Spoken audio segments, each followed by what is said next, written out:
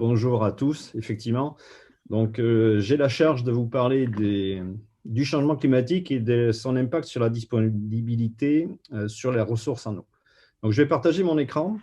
Voilà. Donc, euh, la problématique, c'est les effets du changement climatique et la disponibilité des ressources en eau.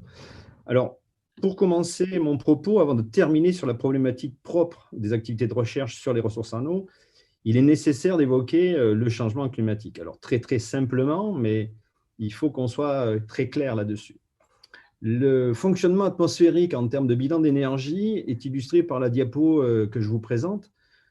Et le changement climatique, en fait, il va surtout avoir comme source ce qui est encerclé en vert, c'est-à-dire les gaz à effet de serre. Pourquoi? Parce qu'en fait, on a constaté, et ça c'est mesuré, une augmentation de ces gaz à effet de serre qui vont avoir des effets sur la machine thermodynamique de l'atmosphère.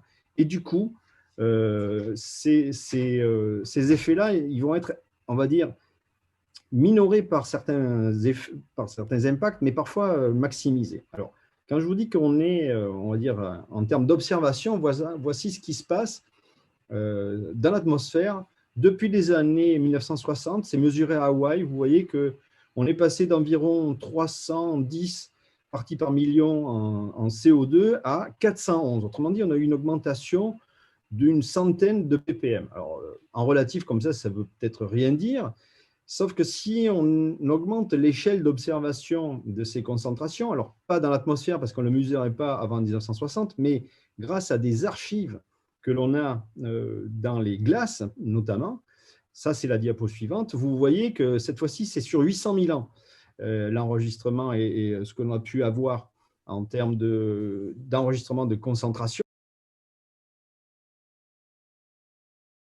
La diapo que vous avez ratée, c'est celle-ci. C'est l'enregistrement dans l'atmosphère de la concentration en CO2 qui est passé sur une soixantaine d'années de 310 à peu près à 410 ppm.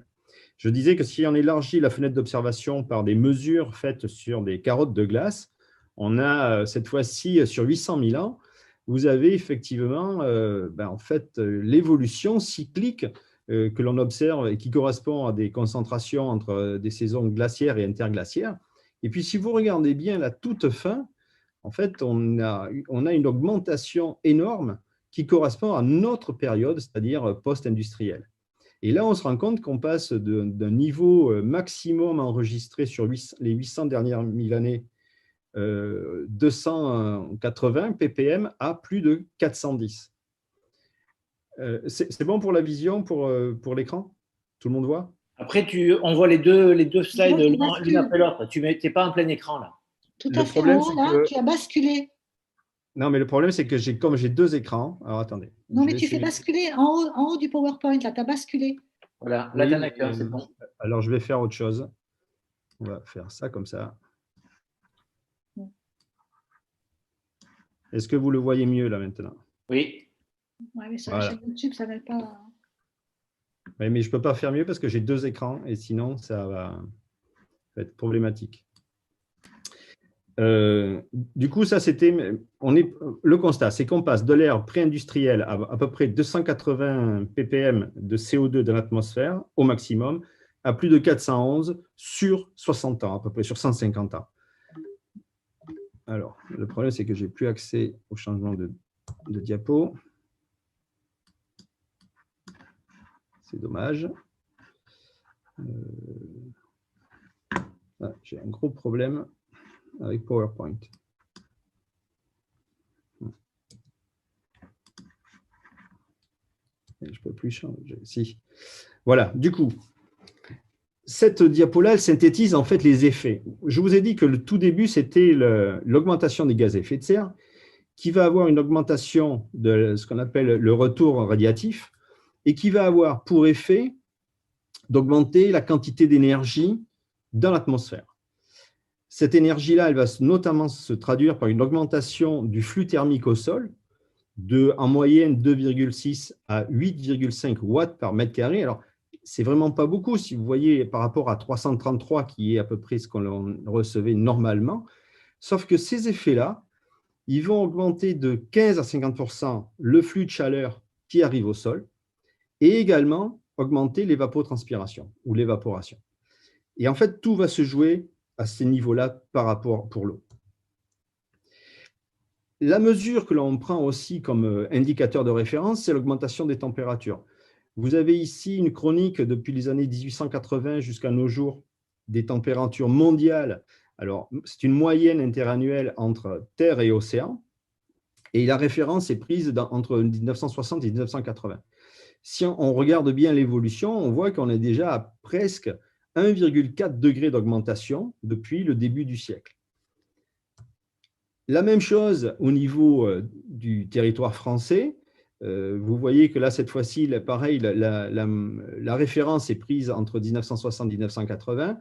On est déjà à plus 1 ou 1,2 degrés. Et si on prend les minima qui étaient au début du siècle, on est presque à 1,5 degré. Je vous rappelle qu'1,5 degré, c'est l'objectif des accords de Paris. Tout ça pourquoi? Parce qu'ensuite, on bascule dans un dérèglement qui est beaucoup plus important au niveau planétaire et avec des effets sur le biotope terrestre. Donc, les perspectives thermiques, vous avez 2018, date à laquelle a été faite cette diapo. Si on est au 1,5 degré d'augmentation moyenne mondiale, c'est la courbe enveloppe un peu vert pâle, et c'est ce qu'on souhaite obtenir, ce sont les accords de Paris. Malheureusement, je vais être très clair, la tendance actuelle serait plutôt en train de suivre la courbe rouge, et qui en fait est calée sur le scénario 8.5, autrement dit, le pire des scénarios avec un maximum d'évolution des températures et une augmentation forte du système radiatif. Donc tout ça, ça a des effets, on va dire, non négligeables sur le climat. Et c'est là où on commence à faire le lien avec l'eau. Alors tout à l'heure, je vous ai parlé que des températures. Maintenant, on va parler météo et notamment évolution des précipitations. Puisque qui parle d'eau, tout commence par les précipitations. Alors sur cette illustration, vous avez une coupe équateur-pôle Nord de la simulation du climat actuel sur la partie de gauche par tous les fameux 12 modèles climatiques mondiaux qui servent de référence aux travaux du GIEC. Alors, déjà, on constate une chose, c'est que c'est restitué en termes d'ordre de grandeur, mais ce n'est pas restitué de manière très précise. Sachant que ça, ce que je vous montre là, ce sont les précipitations en millimètres par jour pendant la période hivernale. La partie de droite de la figure illustre comment le climat, avec les projections que l'on a actuellement, va évoluer sur la partie de l'hémisphère nord. C'est à peu près pris pour un méridien, pour notre méridien. On constate quoi? On constate qu'au niveau de l'équateur, les précipitations vont augmenter, qu'au niveau des tropiques, ce qui est déjà une zone aride, ça va continuer, ça va être encore plus aride, et on a l'optimum de précipitations qui va évoluer, notamment par rapport aux latitudes de la France. Autrement dit, nous, si on regarde les précipitations, on reste aux environs de 3 mm par jour en hiver, sauf qu'on va avoir un léger décalage du maximum. Et c'est ce léger décalage qui va avoir des effets non négligeables pour la suite. Ici, vous avez la carte mondiale des précipitations avec les deux scénarios, le fameux RCP 2.6, alors watts par mètre carré, et le scénario 8.5 watts par mètre carré. Celui de gauche, on peut malheureusement l'oublier puisque, je vous l'ai montré, les tendances sont plutôt sur un scénario qui se précise, ce serait celui plutôt de 8.5. Qu'est-ce qu'on constate? On constate effectivement une augmentation très importante des précipitations au niveau équatorial et également au niveau des pôles.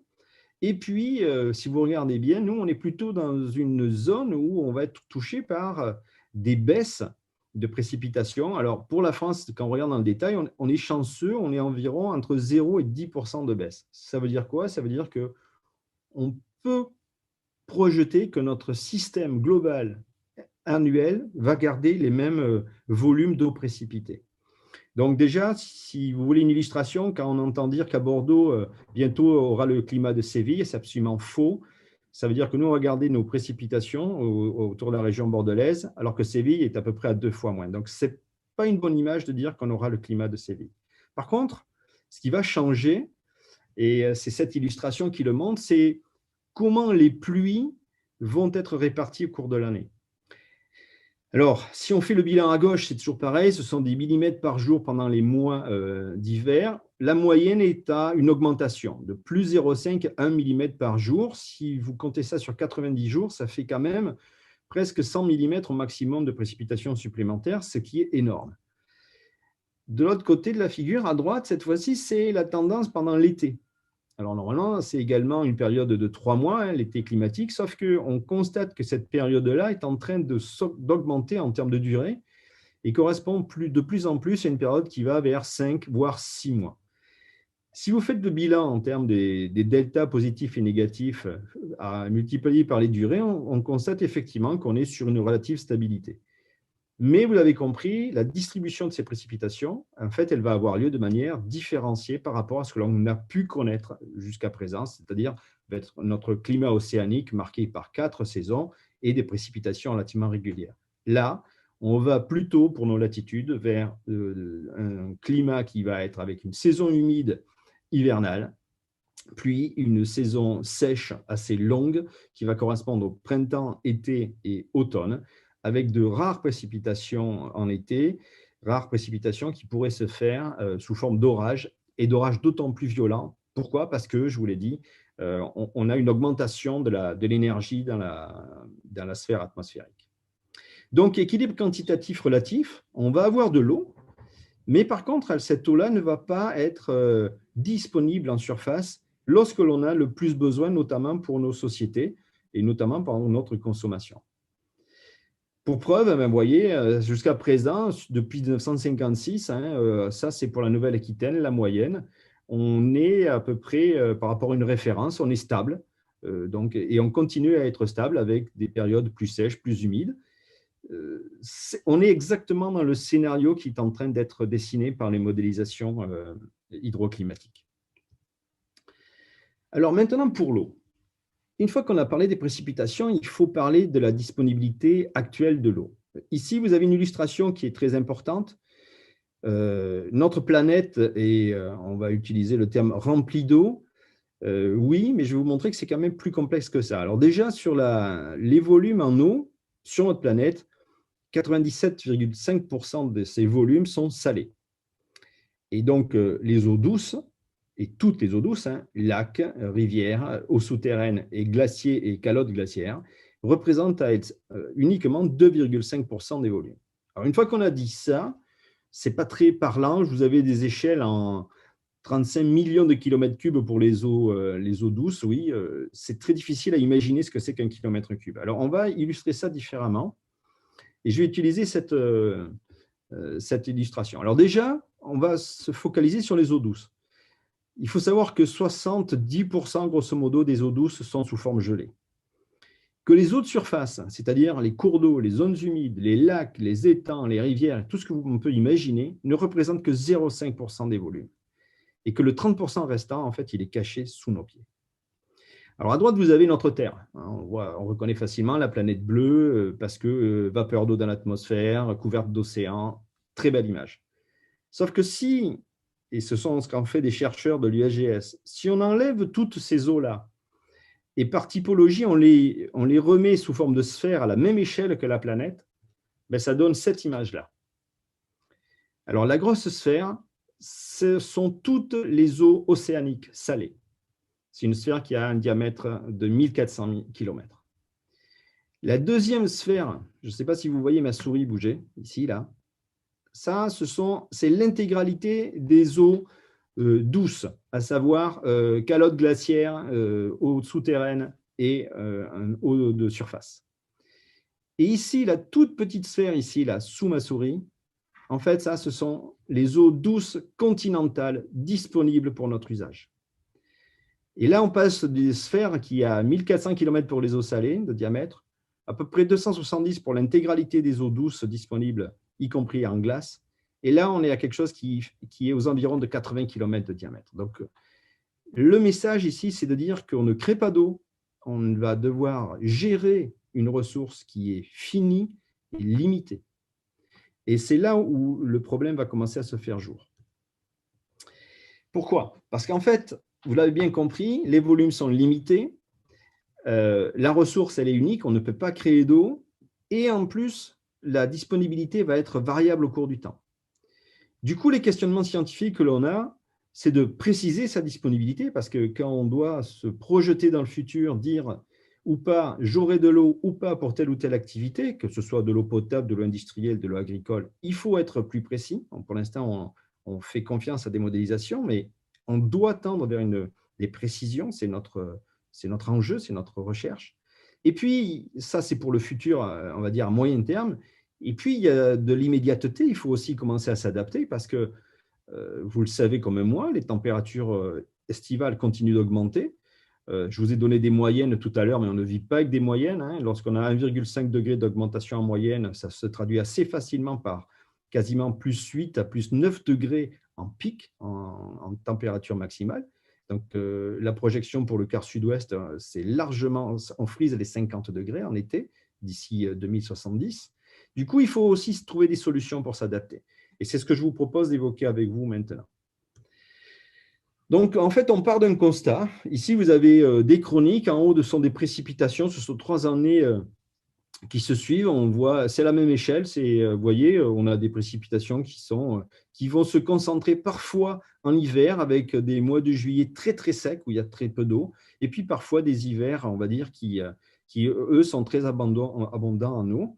Et puis, dessous, vous avez sur le même lieu l'évolution de la piézométrie, ce qu'on appelle la piézométrie, nous, c'est-à-dire le niveau d'énergie de la nappe, autrement dit, le niveau d'eau dans le sous-sol.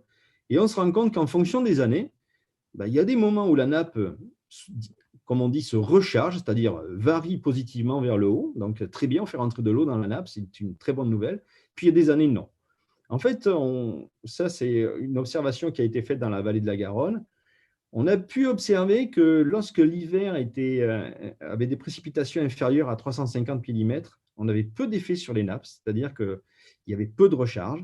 Par contre, lorsque l'hiver avait un cumul de précipitations supérieur à 450 mm sur les mois d'hiver, on avait effectivement une bonne recharge de la nappe et les niveaux augmentaient. D'où l'idée de dire, en fait, est-ce qu'on ne pourrait pas se débrouiller pour faire en sorte que ce stockage dans les nappes soit optimisé? Et pour optimiser ce stockage dans les nappes, on s'est posé 2 questions et on se pose 2 questions. La première, c'est de se dire, OK, mais pourquoi, qu'est-ce qui peut faire que cette eau en stockage va augmenter? Alors, je vous l'ai montré dans la diapo précédente et même avant. Ici, on va se questionner sur la problématique de l'évaporation. Autrement dit, on le sait, c'est physique, c'est le principe de Clausius-Clapeyron. Plus un air est chaud, plus il peut contenir d'eau, de vapeur d'eau. Le problème, c'est que plus il peut contenir d'eau, mais paradoxalement, moins il peut y avoir de précipitation, parce que pour déclencher une précipitation, il faut encore plus d'eau dans cette atmosphère. D'où cette problématique. Et nous, le problème, c'est que notre recharge, on le sait, c'est l'équation simpliste qui est en dessous, mais très importante. À gauche, vous avez les précipitations totales qui vont être constantes à peu près sur l'année. Q, c'est ce qu'on appelle le débit de ruissellement. E, c'est l'évapotranspiration, et on sait qu'elle va être fortement augmentée. C'est un des effets du changement climatique. Et vous comprenez bien que si P est constant, Q également en termes de phénomène, et si E augmente, la problématique, c'est que tout ce qui est en rouge, c'est-à-dire tout ce qui se passe en souterrain, ne peut que diminuer. Du coup, les questionnements qu'on est en train de se poser, c'est comment peut-on aborder et comment peut-on mesurer cette fonction d'évapotranspiration, sachant qu'elle est heureusement liée à un bilan énergétique. Donc, en fait, les recherches que l'on mène actuellement, c'est de déployer à l'échelle de la région Nouvelle-Aquitaine et même au-delà, au niveau du territoire français, d'essayer de développer des réseaux de mesure par des tours à flux qui ont déjà été utilisés pour des problématiques de dégagement de CO2, de bilan dans les forêts notamment. En fait, l'idée, c'est de relier le bilan énergétique en micro-atmosphérie, c'est-à-dire entre la surface du sol et jusqu'à une vingtaine de mètres d'altitude, par rapport au bilan hydrique, sachant que le problème de l'évaporation, ici, elle est écrite en termes de bilan d'énergie, donc on pourrait la mesurer, on sait faire actuellement, sauf qu'actuellement, dans tous nos modèles hydrologiques, tels qu'ils sont utilisés dans les prévisions que l'on donne, en fait, ça ne fait pas appel à ces fonctions-là, ça fait appel à des fonctions empiriques qui datent du début du siècle et qui, on le sait, sont mises en défaut par les variations brutales de climat. Elles sont très bien, ces fonctions-là empiriques sont très bien calées par rapport à des fonctionnements, on va dire, d'un climat classique, mais lorsque le climat se met à évoluer comme il est en train de le faire, avec des ruptures, ça ne marche pas bien. Du coup, l'idée, c'est de rebasculer et de rétablir des relations directes entre le bilan énergétique et le bilan hydrique et de mener des expérimentations. Alors, on a plusieurs sites en Nouvelle-Aquitaine qui vont commencer à faire ça avec un bilan énergétique dans la frange atmosphérique, un bilan d'eau au niveau du sol et un bilan d'eau arrivant à la nappe, le tout pour retrouver ces fameuses lois, de nouvelles lois, et qui nous permettront d'avoir un bilan, on va dire, amélioré. Ça, c'est pour le futur. Par contre, actuellement, une autre expérimentation, c'est d'envisager, puisque je vous ai montré que les nappes peuvent réagir aux précipitations, mais en fait, c'est de se dire, et si le sous-sol était une infrastructure de stockage d'eau? Donc, cette fois-ci, c'est de la recharge artificielle, ce que l'on préconise, et notamment dans la partie de la plaine alluviale de la Garonne. Alors, on a un projet, effectivement, que l'on mène actuellement sur le stockage intersaisonnier de l'eau dans les aquifères. On l'a démontré sur une petite échelle, une zone industrielle qui était nouvellement réaménagée et qui était un ancien îlot de chaleur. Donc, en fait, le fait de stocker de l'eau nous a permis d'irriguer des arbres en été et de lutter par évapotranspiration contre ces îlots de chaleur. Donc ça faisait, pour vous donner l'échelle de l'expérimentation, une 60aine d'hectares. On l'a pu déployer également ces principes-là à l'échelle supplémentaire pour montrer qu'on pouvait faire plus grand à l'échelle d'une technopole qui est en train de se développer, où on a fait de l'infiltration artificielle à l'échelle d'à peu près 300 hectares. C'est en train d'être réalisé, les aménagements sont faits et la communauté de communes qui nous accompagne nous suit nos actions et nos préconisations. Donc, c'est en train d'être fait, hein, ça peut se faire. On a limité l'imperméabilisation des sols, on a favorisé le transfert vers la nappe et on a ainsi généré une ressource supplémentaire que l'on peut donc utiliser pour un autre usage. Ça, c'était l'activité périurbaine. Et puis, ce principe-là, et c'est actuellement ce que l'on est en train de faire, en fait, ça a un effet qui va être normalement majoré par rapport à la Garonne. Alors, je m'explique. Cette fois-ci, c'est d'aller soutenir, pendant la période estivale, le débit de la Garonne et améliorer sa température. Vous n'êtes pas sans savoir que la Garonne, c'est un fleuve qui est alimenté par les Pyrénées, qui draine tout un tas de systèmes aquifères. Mais lorsqu'il ne pleut pas en été, vous n'avez plus d'eau qui ruisselle. Et les projections de débit de la Garonne, pour l'horizon 2050-2070, c'est une baisse du débit à l'étiage de plus de 50%. Autrement dit, il va être stratégique, on va dire écologique, c'est imposé de pouvoir soutenir le débit de cette Garonne. Mais ce faisant, ça c'est un corollaire, puisque le débit chute, la lame d'eau dans le cours d'eau diminuant, avec l'incidence thermique du changement climatique, vous avez les eaux qui ne font qu'augmenter en termes de température. Et on mesure couramment maintenant plus de 30 degrés au niveau d'Agen dans la Garonne. Or ça, c'est un enjeu, on va dire, très très fort. Alors, on va soutenir ça. Comment fait-on? Mais en fait, ce qu'on a essayé de déployer à l'échelle de quelques hectares ou mètres carrés, ici, maintenant, l'enjeu, c'est de le faire sur deux zones qui ont plusieurs milliers d'hectares et de prendre de l'eau en hiver qui vient du canal latéral de la Garonne, de le réinfiltrer dans la nappe avec des flux de percolation qui sont énormes, hein, parce que là, on parle de 2 mètres cubes par seconde, par site. L'idée étant que l'eau, une fois qu'on a réussi à la faire rentrer dans la nappe, rejoigne le cours d'eau, notamment en été, à partir du mois de juillet, là où on en a le plus besoin, avec, on va dire, une qualification en termes de température. Pourquoi? Parce que quand on arrive à mettre de l'eau dans une nappe, même à quelques dizaines de mètres de profondeur, ça suffit. Le sol a un pouvoir tampon thermique qui va ramener cette eau à une température de 13 degrés. Donc, ça veut dire qu'on sera en capacité de redonner de l'eau à la Garonne avec un débit de 4 mètres cubes seconde à 14 degrés, alors que normalement, ce qui devrait couler dans la Garonne, c'est une eau à 30 degrés avec un débit de 8 à 10 mètres cubes seconde. Donc, vous voyez qu'on va essayer de générer comme ça une dilution thermique pour faire en sorte que la température de la Garonne baisse. Et tout ça, ça a des effets uniquement sur l'écologie du système Garonne, parce que sinon, si on laisse faire, c'est tout le système Garonne qui sera, on va dire, perturbé, voire détruit. Voilà, je vous remercie de votre attention pour ces quelques enjeux liés à la disponibilité des ressources en eau et au changement climatique.